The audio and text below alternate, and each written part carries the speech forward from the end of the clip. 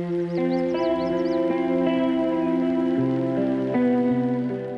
few years ago, I was in a meeting.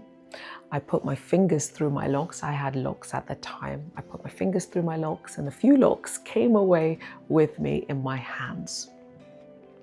At the time, I felt it under stress and I just kept it moving, right? It took me a number of years being in this perimenopause journey to understand that there was a link between my hair loss and perimenopause. This is the first video in a series that I am calling 20 Things I Wish I Knew About Perimenopause. 20 things. There will be 4 videos covering 5 things each. This video is not going to be a list of symptoms to be afraid of. Rather, it's a conversation, and it's a conversation I wish I had had maybe in my 30s or in my early or even mid 40s about the changes to come. Because I believe that if I had known what was coming, that I would have prepared differently for the season, right? So I didn't understand what to expect. I thought you arrived at menopause and that was it.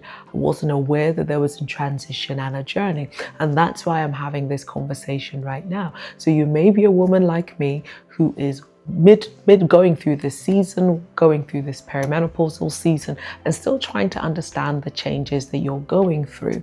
Or perhaps you're somebody who is looking at a distance thinking, you know what, I want to be a little bit prepared for what I think is coming. I'm hearing a lot about perimenopause. I want to understand what's coming.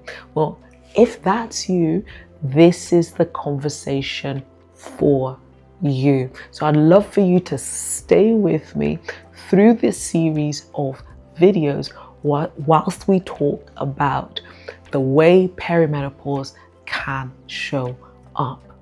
And I'd love to hear from you through this series, whether you've got questions or comments.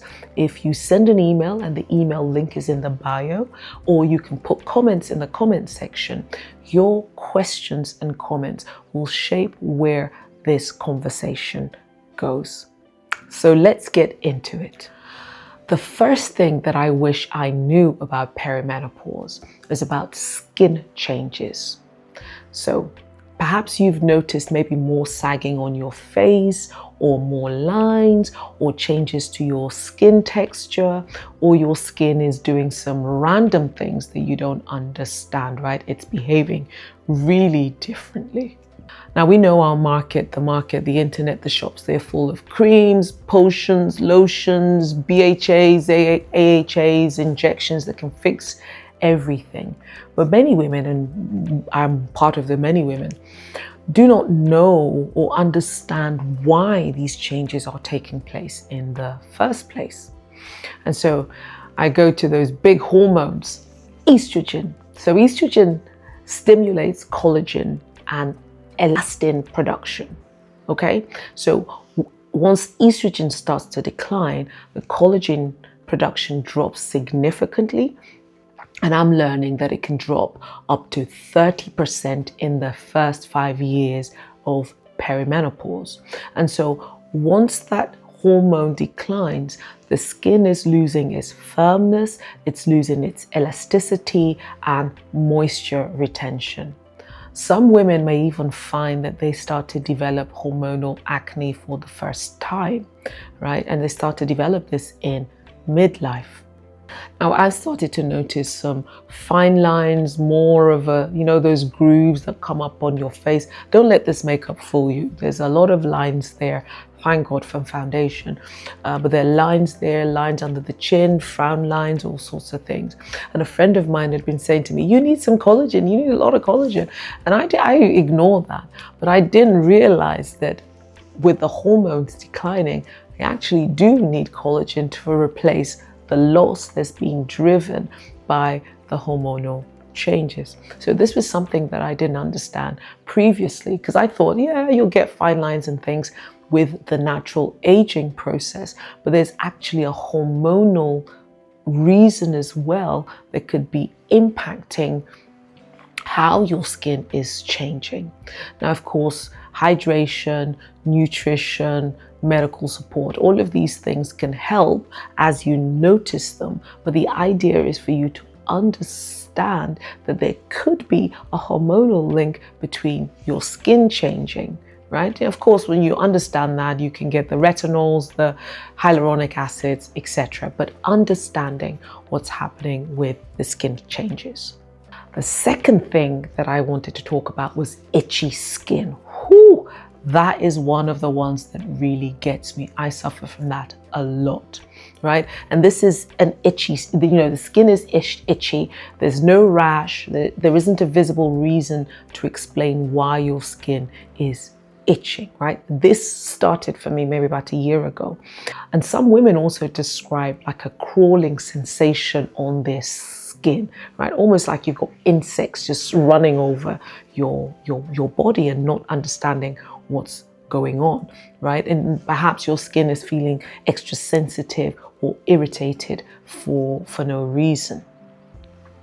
Coming back to estrogen again, my friends, this hormone plays a significant role in helping the skin maintain hydration and histamine regulation. Again, I didn't know, I'm learning. And so as estrogen declines, the skin barrier can weaken, right? And moisture is lost. And it can also lead to histamine sensitivity, which means that or an increase in the histamine sensitivity, which can then result in dryness, irritation, and itchiness, right? I have this all the time. So you may see me do this on my videos. It starts on my arms all the way to my face and to my ears. So I'm dealing with that, but understanding that declining estrogen can have an impact on your histamine regulation, even where you perhaps didn't have allergies in the past. Now, if your skin is suddenly behaving strangely, right, and nothing topical is fixing it, right, so you've put all the lotions and you've put all those things and nothing's changing, then the answer may not be a topical issue, right, not a cream issue, but it's a question of what is going on underneath the surface with your hormones. The third thing that I wish I knew relates to hair loss and thinning. So at the start of this video, I was talking about losing my hair, and it was quite dramatic actually. I was in that meeting, put my fingers through my locks, and my locks came out, and I had to discreetly hide the locks in my pocket before I went back into my office, and then was able to hide it in my bag or whatever. It was quite embarrassing. I was hoping that nobody had noticed that I was, pulling out my locks from my hair. But at the time, I put it down to stress. I went to see a dermatologist and I was diagnosed with alopecia. And with that alopecia diagnosis, I decided I was going to cut my hair. Actually, it was more dramatic than that. I asked my husband to shave all of my hair off. And so he shaved my hair off.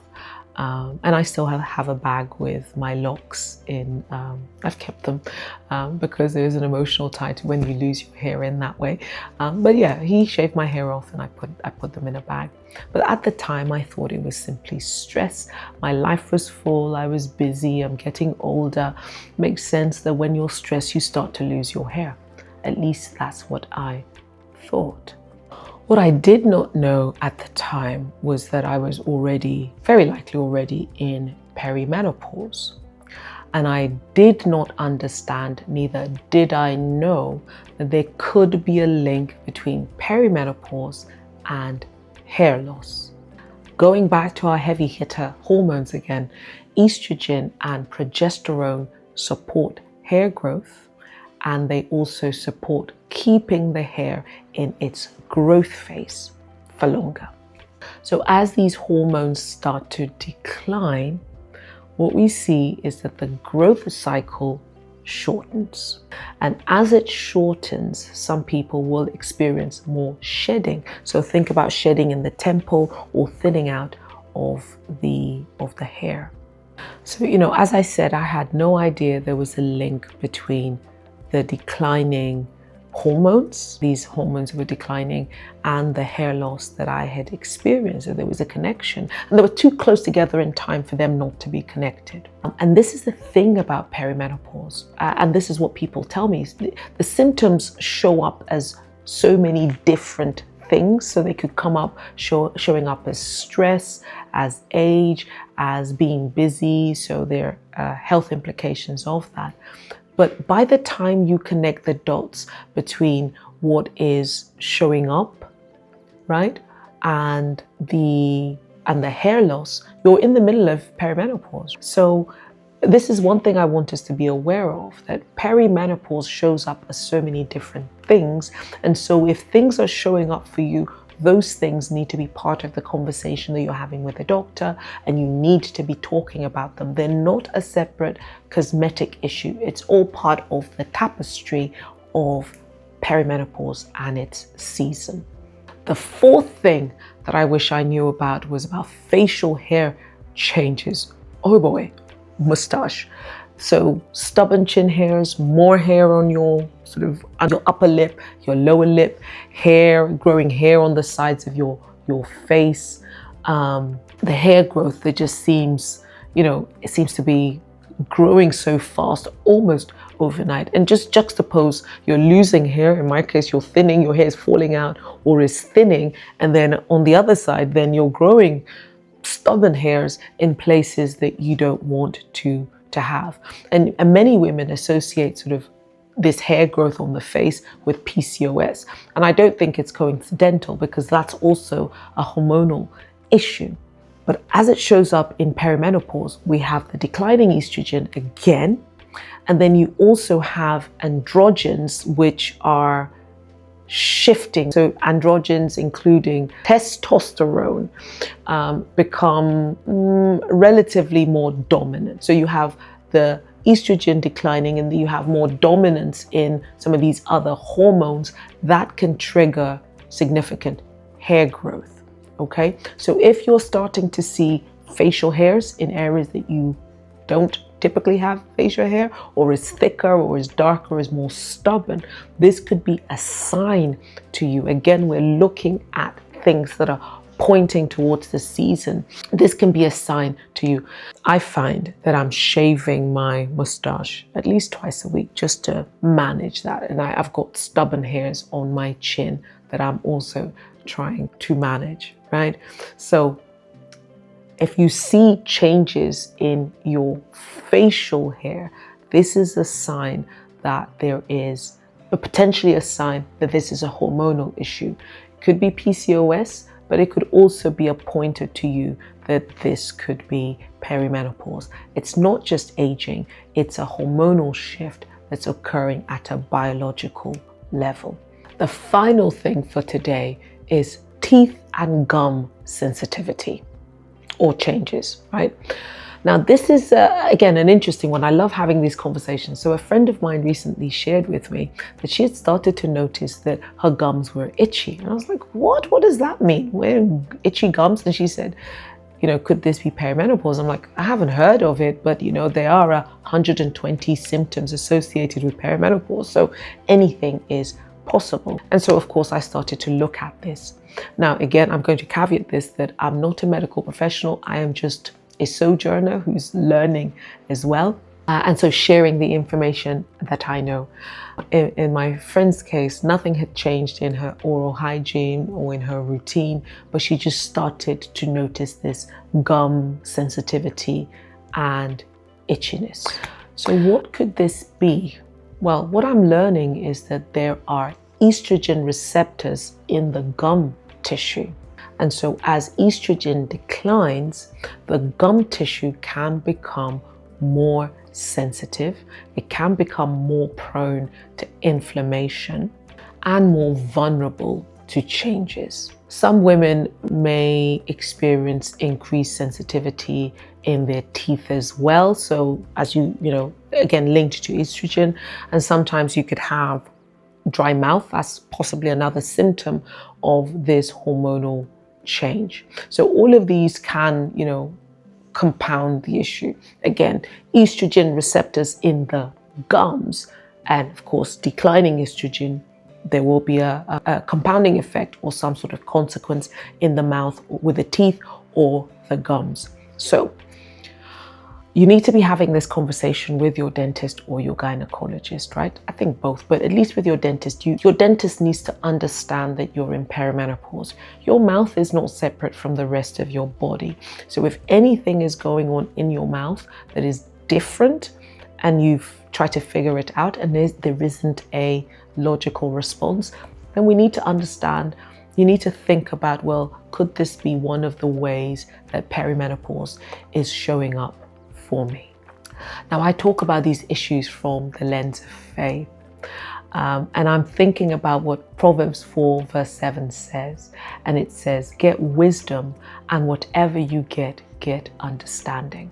And that is part of the reason why I'm starting this series of conversations, because how do you get wisdom and understanding for something that you don't know about, or you have no means of knowing what's coming, right? How do you ask the right questions when you do not have you don't have the language for what to expect or what's coming? And so this is why I'm having these conversations, to try to give you the language around perimenopause, to understand how it could show up and possibly give you a head start.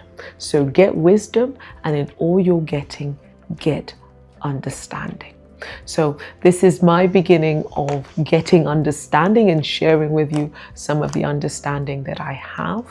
And as I leave you in this video today, I want you to know that God is not surprised by the changes that you're going through. We are surprised because we don't understand what changes are coming, but God is not surprised. And this is why He encourages us to get wisdom and understanding. All of the changes, everything that you're going through, you're still wonderfully and fearfully made. You're still the apple of God's eye. He still loves you. He sees who you are, and He wants you to enjoy the best of this season. In the next video, I'll be talking about 5 more things, and these ones will genuinely surprise you. But in the meantime, I would love to hear from you. So please send your questions, drop your comments, send an email so that you can help me drive this conversation. And in closing, if you found this video useful, please like, follow, share, and subscribe. And share this video with a woman, a friend, a mom, a sister, a co-worker, somebody that you think needs to hear and be part of this conversation. I'll see you in the next video.